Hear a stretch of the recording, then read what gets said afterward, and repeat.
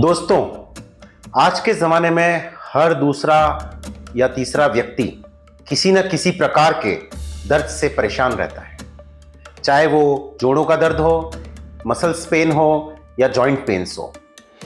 रोज़ बहुत सारे ऐसे पेशेंट्स हमारे पास आते हैं जो दर्द की वजह से एक नॉर्मल लाइफ नहीं जी पाते हैं। तो फ्रेंड्स, मैं हूं डॉक्टर व्योम बोलिया, आपकी सेहत का साथी, फिजियोथेरेपिस्ट एंड पेन स्पेशलिस्ट। आज मैं बात करने जा रहा हूं हमारे शरीर के एक बहुत ही महत्वपूर्ण अंग, महत्वपूर्ण जोड़, शोल्डर जॉइंट की।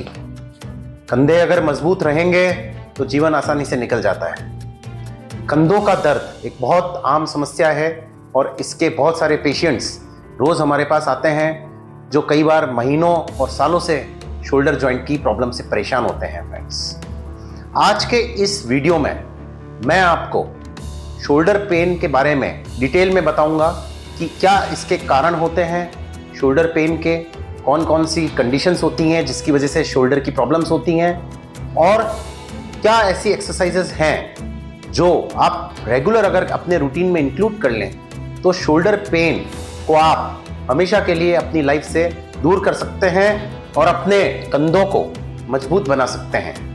तो फ्रेंड्स, सबसे पहले समझते हैं कि शोल्डर जॉइंट की संरचना या एनाटॉमी क्या होती है। तो फ्रेंड्स, मेरे हाथ में शोल्डर जॉइंट का एनाटॉमिकल मॉडल है। तो आप देख सकते हैं कि जो हमारा शोल्डर जॉइंट है वो एक मल्टी डायरेक्शनल जॉइंट होता है, यानी कि वो बहुत प्रॉपर मूवमेंट करता है सारे डायरेक्शंस में। और शोल्डर जॉइंट एक बॉल एंड सॉकेट जॉइंट है। आप इसको इस तरह से समझ सकते हैं जैसे कि एक गोल्फ बॉल एक छोटी सी जगह पे सॉकेट पे टिकी हुई होती है, वैसे ही ये जो शोल्डर जॉइंट की जो बॉल होती है ये एक सॉकेट पे टिकी हुई होती है स्कैपुला के। 3 हड्डियां होती हैं इस शोल्डर जॉइंट के अंदर। एक होती है आपकी ह्यूमरस, इसको बोलते हैं स्कैपुला जो पीछे कंधे की हड्डी, और ये जो होती है आपकी क्लेविकल या फिर कोलर बोन। तो अब फ्रेंड्स क्या होता है, ये आप देख सकते हैं कि ये कॉम्प्लेक्स स्ट्रक्चर है।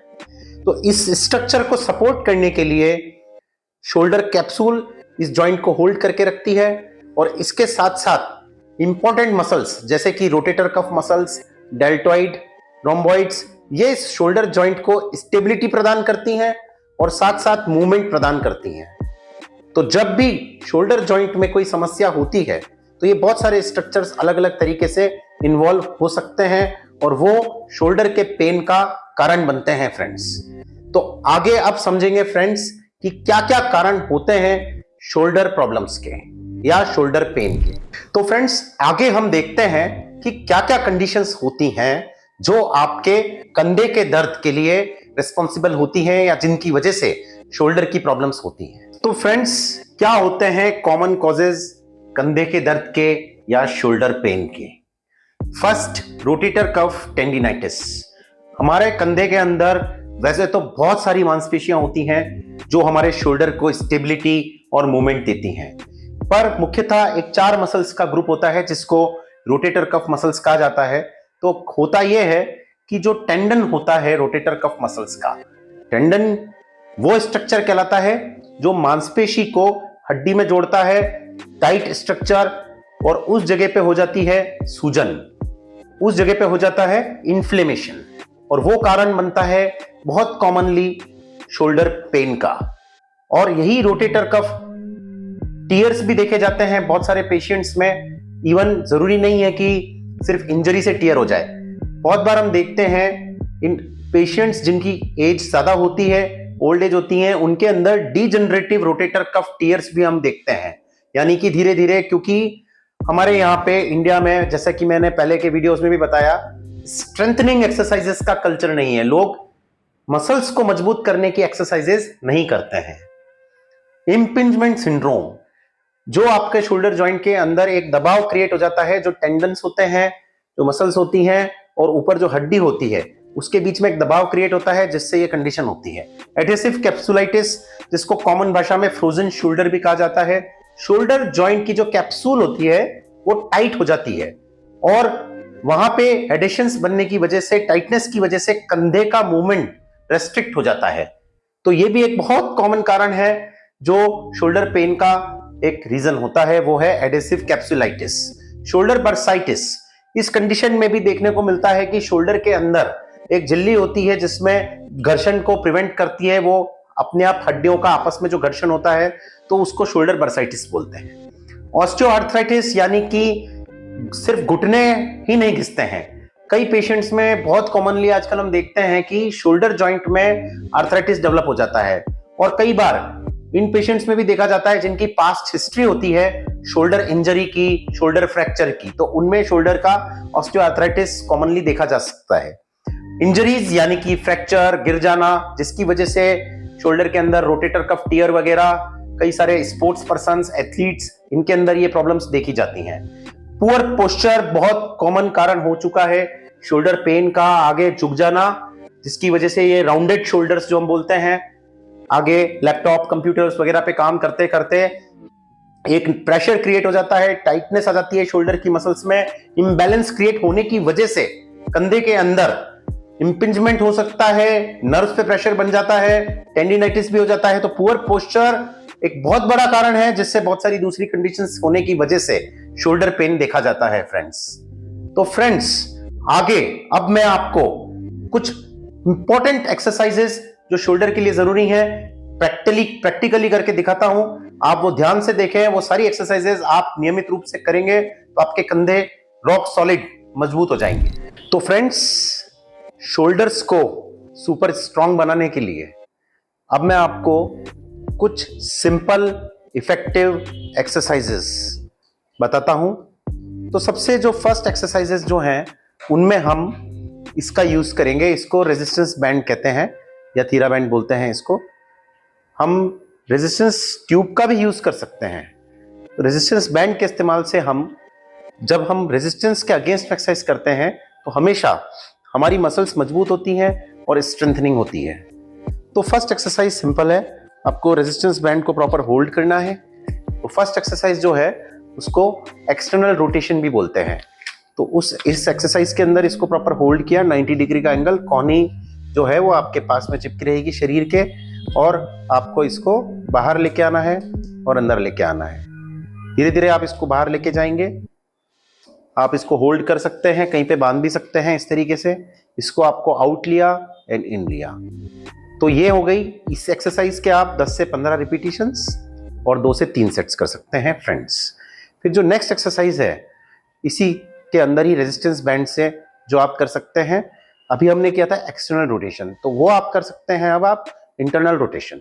तो friends next exercise internal rotation, पहले हमने किया था external rotation, again with using this resistance band, hold it and इसको आपको अंदर लेना है, फिर आपको बाहर लेना है, अंदर लेना है, आपको इसको बाहर लेना है। इसको आपने अंदर लिया और धीरे धीरे ये बाहर जाएगा। तो आपको पूरा बाहर नहीं लेना है, और हमेशा रेजिस्टेंस बैंड से जब एक्सरसाइज करें तो ध्यान रखें कि स्लो, आराम से करें, झटका ना दें, नहीं तो आपको इंजरी हो सकती है।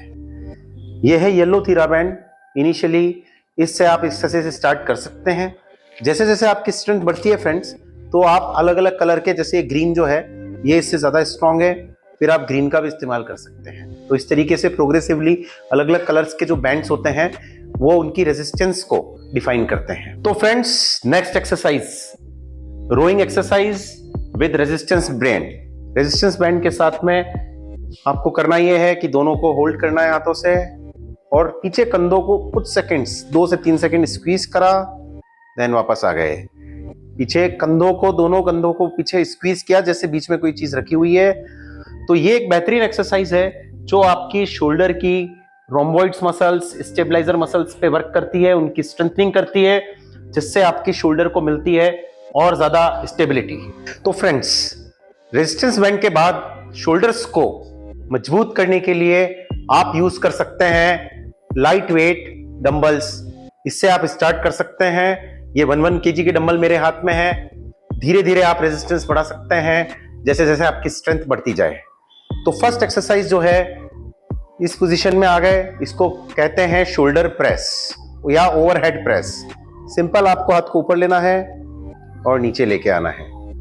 दोनों हाथों को स्ट्रेट ऊपर तक लेके जाएंगे और इस एंगल तक लेके आएंगे, और वही 10 से 15 रिपीटिशंस के 2 से 3 सेट्स आप आराम से कर सकते हैं इस एक्सरसाइज के। तो ये हो गई फर्स्ट एक्सरसाइज विद डंबल्स। इसके बाद नेक्स्ट एक्सरसाइज जो आप कर सकते हैं, लेटरल रेज या साइड रेज, जो आपकी डेल्टोइड मसल्स को मजबूत करेगी। साइड से लगभग शोल्डर के एंगल तक दोनों हाथों को उठाना है, नीचे लेके आना है। हमेशा ध्यान रखें, resistance training, weight training should be with right technique and right resistance and also with right speed. तो कभी भी जल्दी ना करें, नहीं तो ट्रिक मूवमेंट्स या उल्टा जो फायदा होना चाहिए वो नुकसान में बदल जाता है। तो इसके बाद जो अगली एक्सरसाइज है, फ्रंट रेज, सिंपल। वापस आप कंधों के एंगल तक लगभग लेकर आएंगे दोनों हाथों को ऊपर। तो ये हो जाएगी आपकी लास्ट एक्सरसाइज। ये सारी एक्सरसाइजेस जो मैंने आपको बताई, ये one of the best exercises हैं आपके शोल्डर्स को मजबूत करने के लिए। इसके साथ ही बहुत सारी अलग अलग एक्सरसाइज होती हैं, लोग जिम भी जाते हैं, ट्रेनर्स की गाइडेंस में भी करते हैं।